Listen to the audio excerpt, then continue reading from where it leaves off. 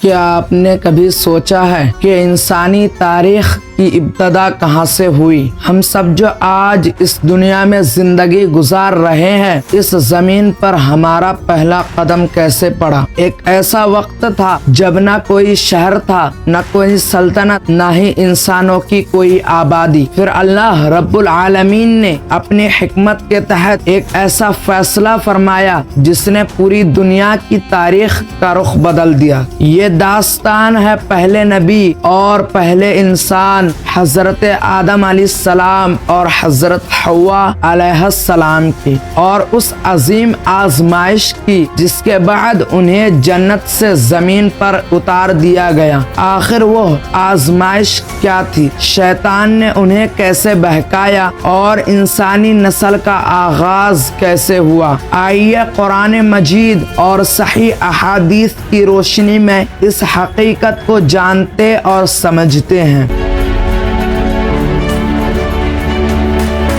السلام علیکم ورحمۃ اللہ وبرکاتہ۔ قرآن کریم میں اللہ تعالیٰ نے فرمایا، میں زمین میں ایک خلیفہ بنانے والا ہوں۔ فرشتوں نے نہایت ادب کے ساتھ عرض کیا، اے ہمارے رب، کیا تو زمین میں ایسے مخلوق پیدا کرے گا جو وہاں فساد کرے گی اور خون بہائے گی، جبکہ ہم تیری حمد کے ساتھ تسبیح کرتے ہیں اور تیری پاکی بیان کرتے ہیں۔ اللہ تعالیٰ نے فرمایا، بے شک میں وہ جانتا ہوں جو تم نہیں جانتے۔ پھر اللہ تعالیٰ نے حضرت آدم علیہ السلام کو پیدا فرمایا، انہیں اپنی عطا کردہ روح پھونکی اور ایسا علم عطا فرمایا جو دوسری بہت سی مخلوقات کو نہیں دیا گیا۔ حضرت آدم علیہ السلام کو سب سے پہلے چھینک آئی اور انہوں نے الحمدللہ کہا، اور اللہ تعالیٰ نے فرشتوں کو بلایا اور کچھ چیزیں ان کے سامنے پیش کیا۔ فرمایا، اے فرشتوں، بتاؤ اسے کیا کہتے ہیں؟ فرشتوں نے نئی نئی چیزیں دیکھی تھی۔ فرشتوں نے کہا، اے مولا، ہمیں تو اتنا ہی معلوم ہے جتنا تو نے ہمیں سکھایا ہے، اور تو علم والا، حکمت والا ہے، ہمیں ان سب چیزوں کے نام معلوم نہیں۔ پھر آدم علیہ السلام کے پاس پیش کیا گیا اور کہا گیا، اے آدم، اب تم بتاؤ ان چیزوں کے نام کیا ہیں؟ آدم علیہ السلام گنانا شروع کیا اور ساری چیزوں کا نام بتا دیا۔ اللہ تعالیٰ نے فرمایا، اب کیا کہتے ہو فرشتوں؟ سب سجدے میں چلے گئے۔ اس کے بعد اللہ تعالیٰ نے فرشتوں کو حکم دیا کہ وہ حضرت آدم علیہ السلام کے احترام میں سجدہ کریں۔ تمام فرشتے فوراً سجدے میں گر گئے، مگر ابلیس جو جنوں میں سے تھا تکبر میں مبتلا ہو گیا۔ اس نے کہا، میں آگ سے پیدا کیا گیا ہوں اور آدم مٹی سے، اسی لیے میں انہیں سجدہ نہیں کروں گا۔ یہی تکبر اس کی ہمیشہ کی ہلاکت کا سبب بنا اور وہ اللہ کی رحمت سے محروم ہو کر شیطان قرار پایا اور جنت سے ہمیشہ کے لیے باہر کر دیا گیا۔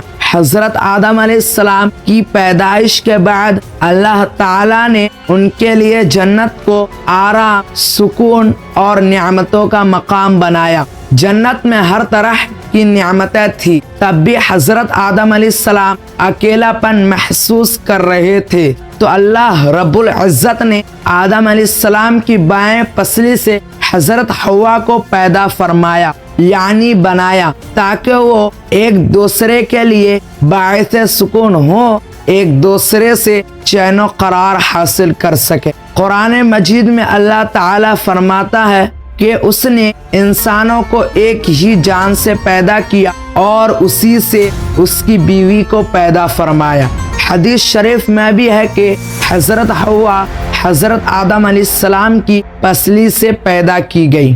اس کے بعد اللہ تعالیٰ نے فرمایا، اے آدم، تم اور تمہاری بیوی جنت میں رہو، جو چاہے کھاتے رہو اور جہاں سے چاہو کھاؤ، جنت میں گھومو پھرو، تمہارے لیے حلال ہے، مگر اس مخصوص درخت کے قریب نہ جانا، ورنہ تم ظالموں میں سے ہو جاؤ گے۔ جنت میں ہر طرف سکون، رحمت اور بے شمار نعمتیں تھیں، لیکن ابلیس اپنی سرکشی اور تکبر کی وجہ سے انسان کا کھلا دشمن بن چکا تھا۔ اس نے عہد کر لیا کہ وہ حضرت آدم علیہ السلام اور حضرت حوا کو اللہ کے حکم سے ہٹانے کی پوری کوشش کرے گا۔ چنانچہ شیطان انہیں بہکانے کے لیے موقع کی تلاش میں رہا۔ ابلیس نے دونوں کے دلوں میں وسوسہ ڈالنا شروع کیا۔ ایک دن شیطان حضرت آدم علیہ السلام اور حضرت حوا کے پاس آیا اور کہنے لگا، تمہارے رب نے تمہیں اس درخت سے صرف اس لیے روکا ہے کہ کہیں تم فرشتے نہ بن جاؤ یا ہمیشہ زندہ رہنے والوں میں شامل نہ ہو جاؤ۔ پھر اس نے اللہ کی قسم کھا کر کہا کہ میں تو تمہارا خیر خواہ ہوں، یعنی بھلائی چاہتا ہوں۔ آخر کار ابلیس کے مسلسل وسوسوں کے باعث لگاتار اصرار کے سبب حضرت حوا اس درخت سے پھل توڑ کر لاتی ہے، خود کھاتی ہے اور حضرت آدم علیہ السلام کو بھی کھلاتی ہے۔ جیسے ہی انہوں نے اس درخت کا پھل کھایا جس سے اللہ تعالیٰ نے منع فرمایا تھا، ان کے جسم سے کپڑے اتر گئے اور ان کی شرمگاہیں ان پر ظاہر ہو گئیں اور وہ جنت کے پتوں سے اپنے آپ کو ڈھانپنے لگے۔ اسی وقت انہیں اپنی لغزش کا احساس ہو گیا۔ جو ہی حضرت آدم علیہ السلام حضرت حوا سے وہ لغزش ہوئی، اللہ تعالیٰ نے انہیں مخاطب کر کے فرمایا، کیا میں نے تمہیں اس درخت سے منع نہیں کیا تھا؟ اور کیا میں نے تمہیں یہ نہیں بتایا تھا کہ شیطان تمہارا کھلا دشمن ہے؟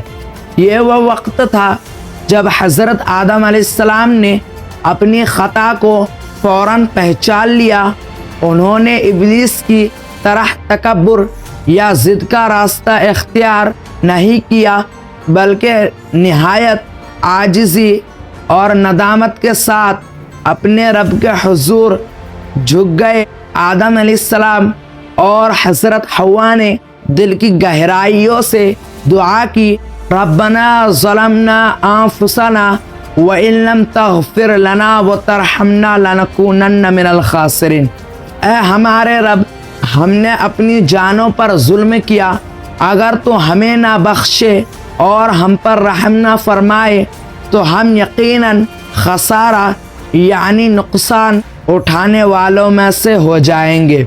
اللہ تعالیٰ نے اپنی بے پایہ رحمت سے ان کی توبہ قبول فرما لی، مگر اس کے ساتھ ہی انسان کی زمینی زندگی اور آزمائش کا آغاز ہوا۔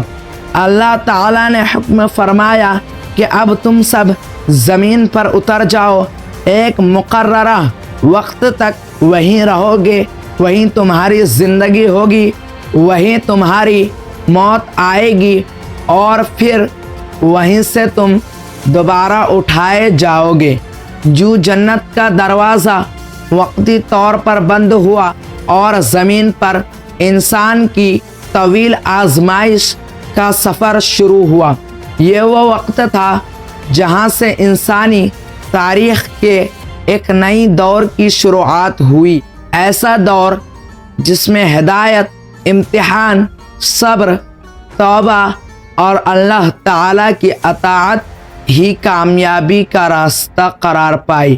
یہی سے انسانیت کا سفر زمین پر شروع ہوا۔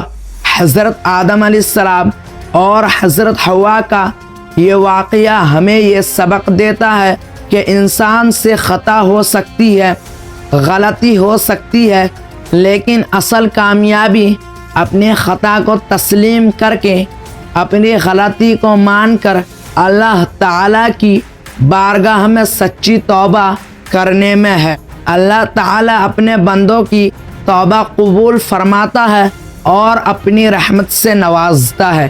یہی اس واقعے کا سب سے بڑا پیغام ہے کہ ہمیں ہر حال میں اللہ تعالیٰ کے احکام کی پیروی کرنی چاہیے اور شیطان کے وسوسوں سے بچنا چاہیے۔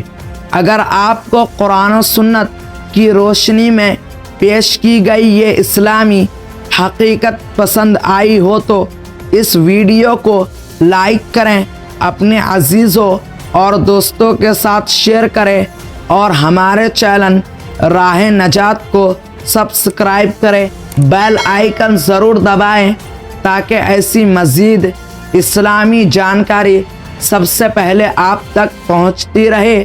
اللہ تعالی ہمیں حق کو سمجھنے، اس پر عمل کرنے اور اپنی رحمت کے سائے میں زندگی گزارنے کی توفیق عطا فرمائے۔ آمین ثم آمین یا رب العالمین۔ السلام علیکم ورحمۃ اللہ وبرکاتہ۔